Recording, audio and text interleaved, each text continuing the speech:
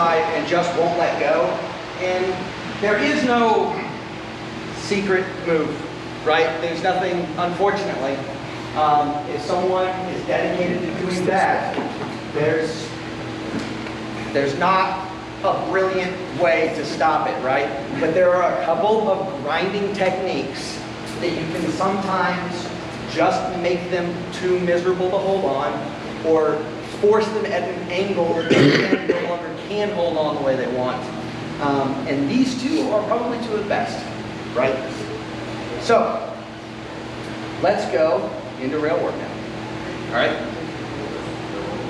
Rail throw, and then we'll do rail roll when we're done. So we're going to teach two different types of rail throws. They're the exact same rail throw. But I'm going to teach my style. Craig is going to teach his style. Craig's style is a little bit easier. It's a little bit more grindy.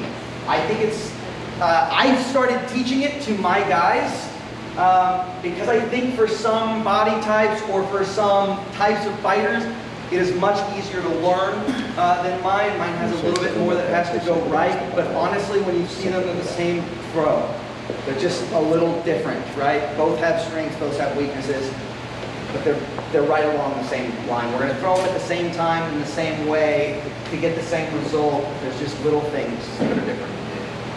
So, all right. I suppose, you probably would have said this. I always think it's important to go into, like, when we talk about the standard rail throw, like, to this day, still probably the #1 takedown in the world. Like when you see high-end teams, right? It's just the standard rail throw. I still don't understand why teams at even the highest end still get hit with this, because they do. Every high-end fight you watch these, the best teams in the world still getting rail throws off, and it kind of blows my mind actually. And that's because,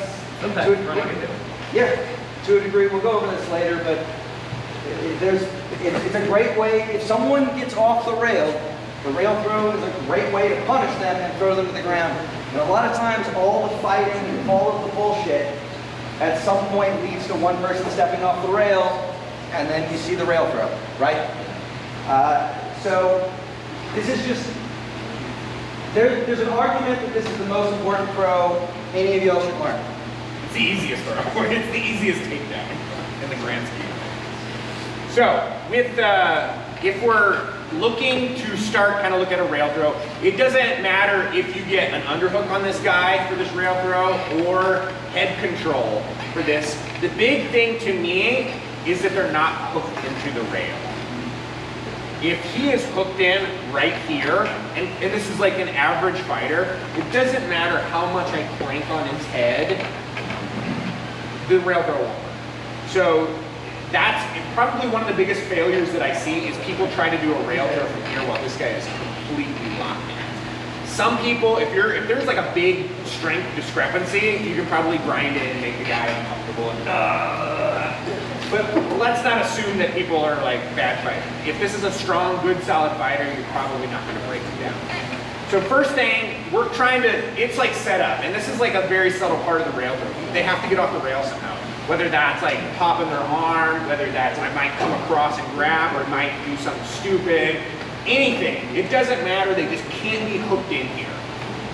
As soon as I get a position like this, #1 thing I look for, I do not want him to have that rail again. So now I am trying to make sure he completely stays off the rail, and now I can start grinding and looking for ways to get this rail throw. How I do this, especially if I got an underhook, I close in tight, I get this position locked in, and then I try to get him away from the rail.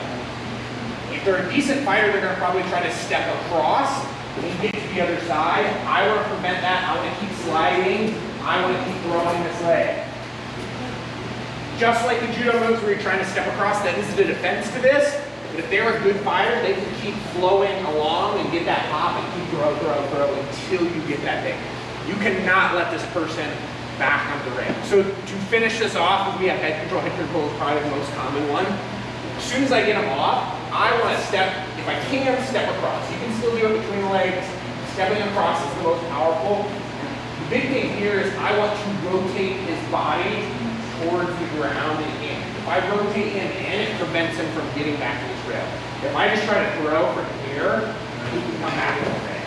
So I'm actually trying to drop his head into the ground as I pull him in.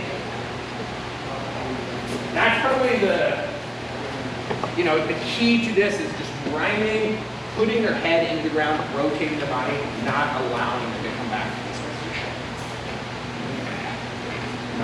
I mean, I think that pretty much covers it. There's a lot of game in how you get them to let go of the rail. And that's, in a lot of ways, that's the sport, right? Like, we're both sitting on a rail. As long as we both do this, neither of us falls. So, like, how do you get them there? Like, that's almost the sport. Like, that's what we fight for. But knowing this is how we finish it after we get what we need. And just for example, guys, if Brett and I were fighting on a rail, and I just wanted to be like, I'm going to fight you right here, and he probably will not ever be able to take me down. Like, that's just the reality of what the meta of this sport is right now. You just have to assess the situation, maybe go help friends or do whatever. Like, there is a strategy to that. It's not a fun strategy. Right. And honestly, this is actually something that's really important to know. I can't tell you how many people I watch blow unbelievable amounts of energy trying to be like, I can get them off the rail. I can do this. and someone like Craig is just like, One of my strategies is just to hook in and wait for them to get tired. And I'm like, all right, I'm waiting. Oh yeah, I can feel his energy draining. Yes! And then I wait, and then he does something stupid, and that's when I go for my move. all right. So, get them off the rail.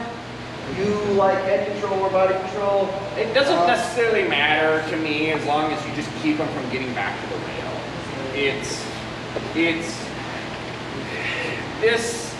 You gotta go quick when you get here because you don't want them to have this hand position, you don't want them to get here. This is a bad place to be because now they have control of you, they control the initiative of the fight. So something to be aware of if you do go for the underhook. The underhook is not bad if you shoot in and then go for your move. I typically go for head control, but head control is also tough sometimes. If they're a strong fighter, I can't break their head down. It doesn't matter if they're hooked in or not. If they're a good, strong fighter, I can't even break to get them turned over. So it just depends. As we'll go into, especially when you get into mine, the underhook gives you more ability to stretch their weight out, which makes it easier to finish the throw. But there are downsides, like getting your arm trapped. I've gotten my arm trapped plenty of times and had to just like slowly play things out until I can get my arm free. And then also, you're giving up your own head, which could be a problem depending on who it is.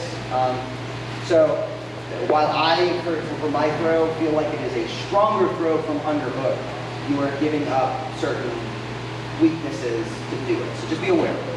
And strategically, again, I would let somebody have an underhook on me, but that's because I'm a very comfortable rail person, and because now I have initiative.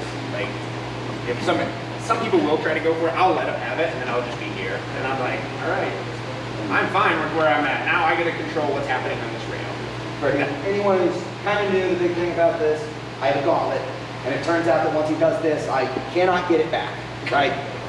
I have a bell, and I just go like, oh, well, that sucks. He literally can't go anywhere until I let him. Yep.